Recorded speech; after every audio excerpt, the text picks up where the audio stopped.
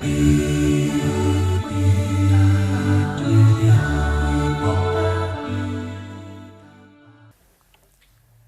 que la cruauté, le mensonge, la bassesse, la corruption ont merveilleusement mordu l'âme de la bourgeoisie européenne.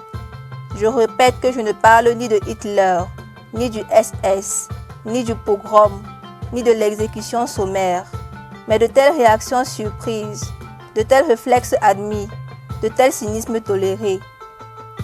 Et si on veut des témoignages de telles scènes d'hystérie anthropophagique à laquelle il m'a été donné d'assister à l'Assemblée nationale française, bigre mes chers collègues, je vous ôte mon chapeau.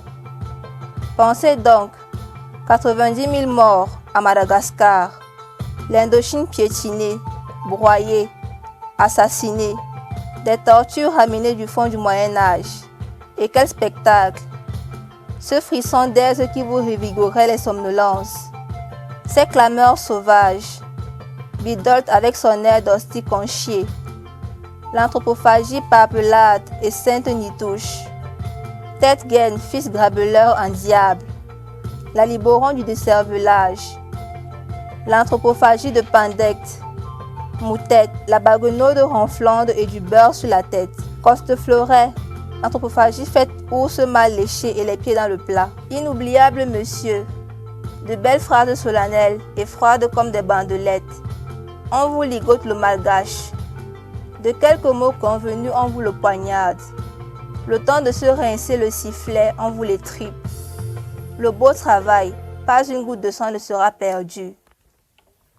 Ceux qui en font rubis sur l'ongle, n'y mettant jamais d'eau. Ceux qui, comme Ramadier, s'embarbouillent à la silène la face. Font le espérabé, qui s'en empèse les moustaches, genre vieux goulois à la tête ronde.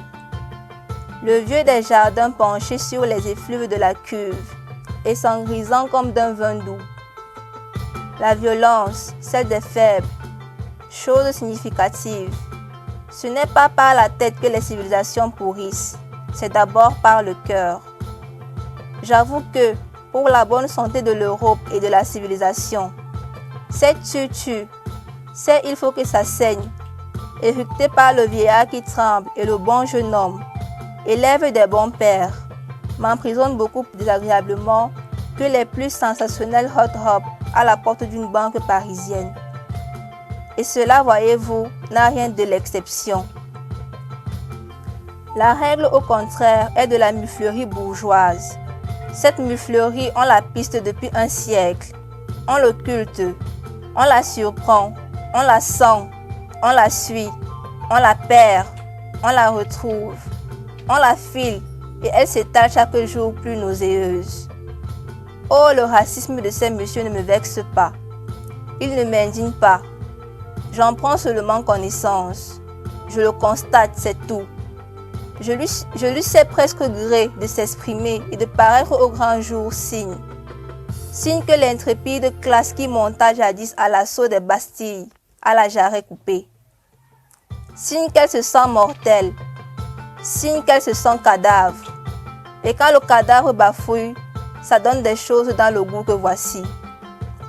Il n'y avait que trop de vérité dans ce premier mouvement des Européens qui refusèrent au siècle de Colomb de reconnaître leurs semblables dans les hommes dégradés qui peuplaient le Nouveau Monde. On ne saurait fixer un instant ses regards sur le sauvage sans lire l'anathème écrit.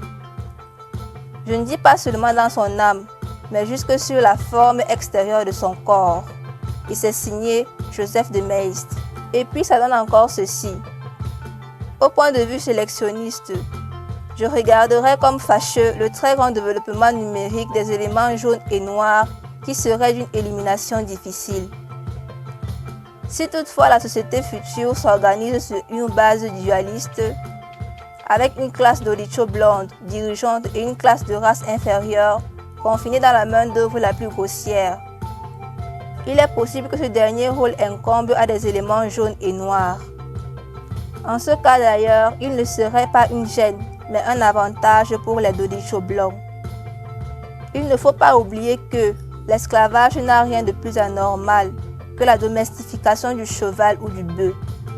Il est donc possible qu'il reparaisse dans l'avenir sous une forme quelconque. Cela se produira même probablement d'une manière inévitable si la solution simpliste n'intervient pas.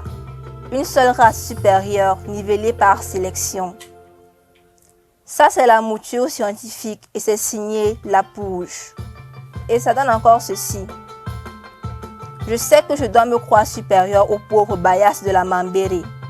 Je sais que je dois avoir l'orgueil de mon sang.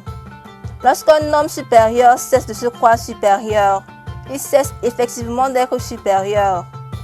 Lorsqu'une race supérieure cesse de se croire une race élue, elle cesse effectivement d'être une race élue. Et c'est signé Pichari, soldat d'Afrique.